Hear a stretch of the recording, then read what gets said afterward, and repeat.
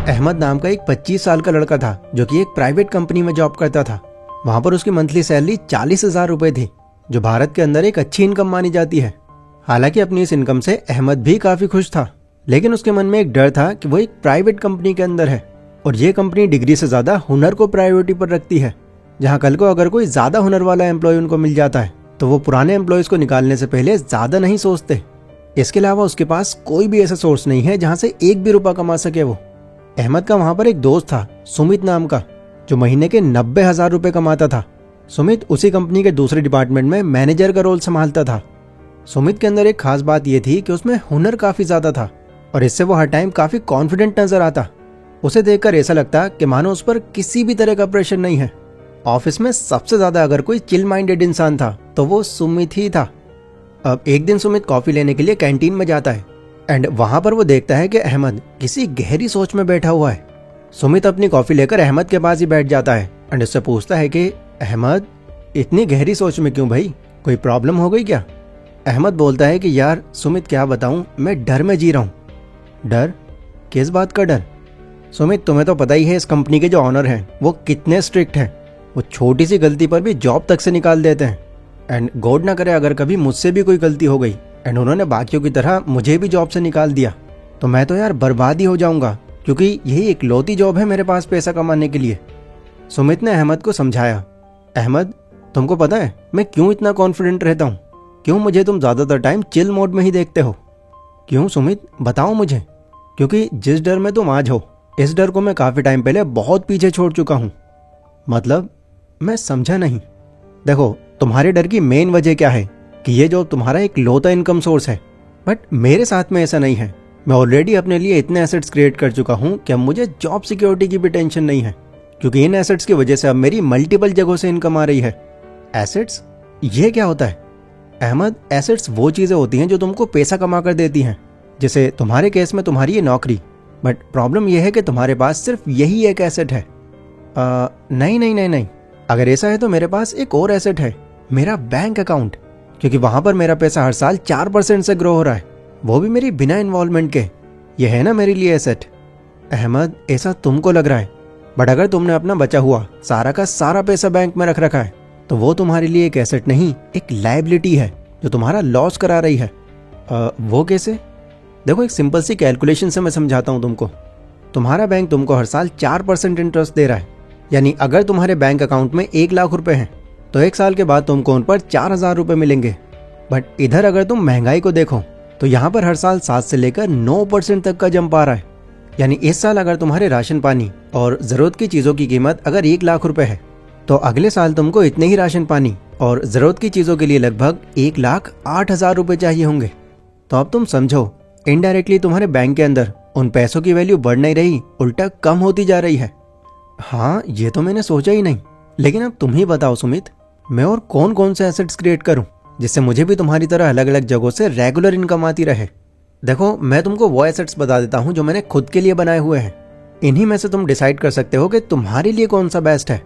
मेरे पास अभी के टाइम में 4 एसेट्स हैं जहां से मुझको फाइनेंशियल तौर पर या तो रेगुलर इनकम आ रही है या इनकम बढ़ाने के रास्ते खुल रहे हैं। एंड इसमें सबसे पहला एसेट है मेरी एजुकेशन। सालों पहले जब मेरी इस कंपनी में ज्वाइनिंग हुई थी तो मुझे भी इस बात का अंदाजा था कि शायद ये जॉब मेरे फ्यूचर के लिए 100% सिक्योर नहीं है। तो मान लो मेरी भी वही कंडीशन थी जो आज तुम्हारी है, बट कुछ ही टाइम के अंदर मैं समझने लगा कि अगर मुझे यहाँ पर लंबे टाइम तक टिके रहना है तो मुझे अपनी स्किल्स के अंदर सबसे बेस्ट होना पड़ेगा। यहाँ पर मेरा सबसे पहला काम सेल्स एग्जीक्यूटिव का था, जहाँ मुझे कंपनी के लिए पर डे के हिसाब से सेल्स निकालनी थी। अब उस टाइम मेरे साथ में जितने भी कलीग्स बैठे हुए थे वो सेल्स निकालने के लिए वही पुराने घिसे पीटे तरीके अपना रहे थे। तो मैंने यहाँ पर इनको फॉलो करने की जगह अपने नए तरीके इजाद किए, जिनके लिए मुझे कुछ बुक्स और कुछ कोर्सेज बाय करने पड़े। डेफिनेटली यहाँ मेरा पैसा तो खर्च हुआ, लेकिन मुझे ये क्लियर था कि मेरी इन्वेस्टमेंट मेरे लिए आगे चलकर एक एसेट की तरह काम करेगी। और सच में ऐसा हुआ भी।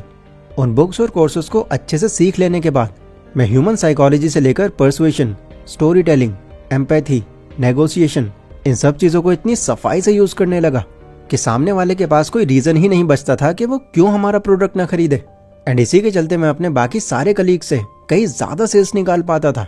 तुम यकीन नहीं करोगे, बट मेरा 1 साल के अंदर 3 बार प्रमोशन हुआ था। एंड आज तो तुम मेरी पोजीशन और सैलरी देख ही रहे हो। अभी भी अगर मुझे लगता है कि मुझे कुछ और भी सीखना चाहिए तो वहाँ मैं खुद पर इन्वेस्ट करने से पहले ज़्यादा नहीं सोचता, क्योंकि ओवर द टाइम वहाँ पैसा लगाना मेरी ग्रोथ में ही काम आता है मुझको।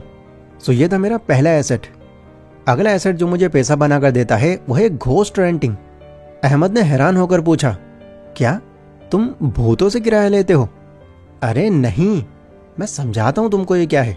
देखो, तुमको भी पता है कि अगर तुम्हारे पास कोई स्पेस है, कोई हॉल या कोई घर वगैरह, तो तुम उसको रेंट पर देकर अच्छे पैसे कमा सकते हो। बट रेंट पर देने के लिए एक अलग घर खरीदना, इसको हर कोई अफोर्ड नहीं कर सकता। And to be very honest, मेरे पास भी फिलहाल इतने पैसे नहीं हैं कि 50-60 लाख रुपए लगाकर मैं कोई दूसरा घर खरीद सकूं। मेरी तो टोटल सेविंग्स ही 10 लाख रुपए की थी, जो मैंने लगभग 2 सालों में जमा की थी। लेकिन फिर भी मैं रेंटल इनकम कमा रहा हूँ। पर कैसे? अहमद ने बड़ी हैरानी से पूछा। देखो, इंडिया की पॉपुलेशन पिछले कुछ सालों में बहुत तेजी से बढ़ रही है एंड आज तो हम पॉपुलेशन के मामले में पहले नंबर पर आ चुके हैं। एंड इसी को देखते हुए मुझे ये सालों पहले ही अंदाजा लग गया था कि आने वाले टाइम में रियल एस्टेट की डिमांड काफी बढ़ने वाली है। लोगों को रहने के लिए घर चाहिए होंगे, जगह चाहिए होगी। बट अगेन, हर कोई अपना खुद का घर अफोर्ड नहीं कर सकेगा। तो मेरे और मेरे 4 कलीग्स ने मिलकर 10-10 लाख रुपए अरेंज किए एंड 50 लाख की इन्वेस्टमेंट में एक जमीन लेकर उस पर 5 मंजिला फ्लैट तैयार करवा दिया। वो फ्लैट जब पूरी तरह बनकर तैयार हो गया तो उसके हमने हर एक फ्लोर को 13,000 रुपए मंथ के हिसाब से रेंट पर देना शुरू कर दिया। अभी लगभग 6 साल बाद मैं उस रेंटल इनकम से 9,36,000 रुपए रिकवर कर चुका हूँ। एंड अगले साल में इस फ्लैट के साथ साथ इसकी पूरी इन्वेस्टमेंट रिकवर कर चुका हूँगा। फिर इसके बाद इसकी रेंटल इनकम एज प्रॉफिट मेरे पास आएगी। तुम ये मानो, मुझे इन 6 सालों में मेरी 10 लाख रुपए की इन्वेस्टमेंट पर 9.5 लाख रुपए का प्रॉफिट हो गया। इनफैक्ट अब तो मेरी प्रॉपर्टी की कीमत भी बढ़ गई है। अब एक बार के लिए जरा इमेजिन करो, अगर ये 10 लाख रुपए मैंने यहाँ लगाने की जगह सेविंग्स अकाउंट में रख दिए होते एंड मान लो अगर मुझे उन पर 5% भी इंटरेस्ट मिल रहा होता, तो मेरे ये 10 लाख रुपए 6 सालों के बाद कंपाउंड होकर 13,40,000 के आसपास बनते। मतलब 10 लाख रुपए पर 3,40,000 रुपए, देख रहे हो, आधे से भी कम। तो इसीलिए ये रेंटल इनकम मेरा दूसरा बड़ा एसेट है। मेरा अगला एसेट जो मैंने अभी हाल ही में बाय किया है वो है एक लिमिटेड एडिशन गोल्ड वॉच, जो कि 5 लाख रुपए की है। अहमद ने फिर से सुमित को टोक दिया, अब ये तुम्हारे लिए एसेट कहाँ से हुआ? अरे यहाँ तो तुमने पैसे बर्बाद कर दिए, तुम तो शो ऑफ कर रहे हो। मेरी घड़ी देखो, 250 की है, बट टाइम वही बताती है। अहमद, 3 इडियट मैंने भी बहुत बार देखी है, ये डायलॉग मुझे भी पता है। बट इस घड़ी को लेने का पर्पस मेरा शो ऑफ करना नहीं है, मेरा सीधा पर्पस इस घड़ी के थ्रू प्रॉफिट कमाना है। अच्छा, वो कैसे? देखो, मैंने इसको इसलिए बाय किया है क्योंकि ये घड़ी गोल्ड से बनी है और गोल्ड के दाम हर साल 10 से 11% से इंक्रीज हो रहे हैं। तो इस 5 लाख की घड़ी को अगर मैं अगले 5 साल भी अपने पास रखता हूँ तो उस वक्त मेरी इस घड़ी की वैल्यू कंपाउंड इंटरेस्ट लगाकर लगभग 8,42,000 के आसपास होगी। एंड दूसरा, ये एक लिमिटेड एडिशन वॉच है जो काफी रेयरली लोगों के पास मिलेगी, तो इससे इस घड़ी की वैल्यू और भी ज्यादा बढ़ जाती है। तो ये कमोडिटी तुम मान सकते हो मेरा अगला बड़ा एसेट है, जो फ्यूचर में मुझे मेरी इन्वेस्टमेंट पर काफी अच्छा प्रॉफिट देगा। अहमद ने सुमित से पूछा, सुमित एक बात बताओ, अभी तुम्हारी सैलरी 90,000 रुपए है, 13,000 रुपए तुमको रेंटल इनकम आती है, टोटल होते हैं 1,03,000 रुपए। इनमें तुम घर के खर्चे निकालने के बाद फिर भी बहुत पैसे बचा सकते हो। बट इससे पहले जब तुमको रेंटल इनकम नहीं आती थी तो तुमने 10 लाख रुपए 2 साल में जमा कैसे कर लिए? तुम घर का खर्च कैसे उठाते थे? और पहले तो तुम्हारी सैलरी भी कम रही होगी। तो इस पर सुमित ने हंसते हुए जवाब दिया, तुमने सही कहा अहमद, तुम्हारा ये सोचना जायज है, क्योंकि अभी तक मैंने तुमको अपने सारे एसेट्स नहीं बताए। देखो, उस टाइम मेरी मंथली सैलरी 50,000 रुपए थी एंड इसके अलावा मेरे पास कोई और इनकम सोर्स नहीं था। बट जैसा कि मैंने तुमसे कहा, सालों पहले तुम्हारी तरह ही मेरे मन में भी डर था। यही माइंड में चलता रहता था कि बस यही इनकम सोर्स है मेरे पास, किसी वजह से अगर ये बंद हो गई तो क्या होगा मेरा। बट क्योंकि मैं खुद को एजुकेट करने के लिए कई अलग अलग बुक्स खरीदता था, तो वहीं से ही मुझे एसेट बिल्डिंग का ये कॉन्सेप्ट समझ में आया। तो मैंने फिर बिना ज़्यादा फालतू पैसे खर्च किए इसकी तैयारी जॉब लगने के दूसरे साल ही शुरू कर दी थी। मैंने जैसे तैसे उन 1-2 सालों में 3 लाख रुपए इकट्ठा किए एंड अपने किसी जानने वाले से एक सेकंड हैंड ऑटो खरीद लिया। ये मैंने पर्पसली किया था क्योंकि मेरा एक पड़ोसी था समीर नाम का, जो उस टाइम पर बेरोजगार था, बट वो ऑटो चलाना जानता था। तो उसे मैंने अपने इस ऑटो को रेंट पर चलाने के लिए दे दिया। वो मुझे एक दिन के हिसाब से 700 रुपये देता था, जो महीने के बनते हैं लगभग 21,000 रुपये। हालांकि बीच बीच में उस ऑटो के अंदर कुछ एडिशनल खर्चे भी होते थे, बट फिर भी मेरी बिना किसी इन्वॉल्वमेंट के मैं ऑन एन एवरेज 18,000 रुपये तो वहाँ से कमा लिया करता था। तो उस टाइम मेरी एक महीने की कमाई 50,000 नहीं बल्कि 50 + 18 68,000 रुपये थी, जिससे मैं इतने कम टाइम में काफ़ी पैसे सेव कर पाया। वैसे आज भी मेरी इन्वेस्टमेंट पर 2 ऑटो चल रहे हैं जिनका पर डे रेंट बढ़ाकर मैंने 1,000 रुपये किया हुआ है। तो एडिशनल खर्चे काट पीट कर मैं ऑन एन एवरेज मंथली वहाँ से 50,000 रुपये निकाल रहा हूँ।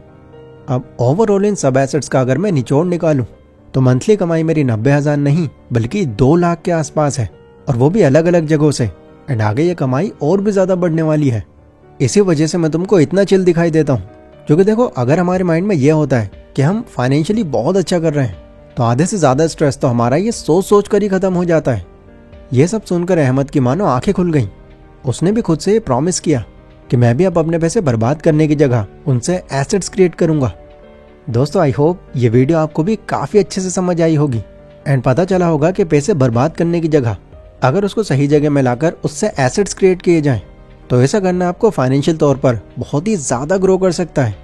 ये वीडियो अगर आपको पसंद आई हो तो इसको लाइक ज़रूर कर देना।